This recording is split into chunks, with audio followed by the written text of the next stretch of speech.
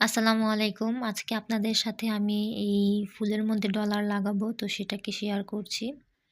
তো এখানে আমি ১ম এ ডলারটি বসিয়ে এখন চারদিকেই একটি করে স্টিচ দিয়ে দিচ্ছি। আপনার স্ক্রিনে দেখেই বুঝতে পারছেন আমি কিভাবে করছি। তো এখন চারদিকে ৪ টা স্টিচ দেওয়ার পর এই যে এখন আমি বুতাম ঘর যেভাবে করা হয়, তো সেভাবে আমি উল্টা দিক থেকে যেভাবে টান দিলেই কিন্তু এই ডলার বসানো হয়ে যায়। এই ডলার বসানোর আরও অনেক টেকনিক আছে। আরও অনেক সুন্দর, সুন্দর ডিজাইনে ডলার বসানো যায়।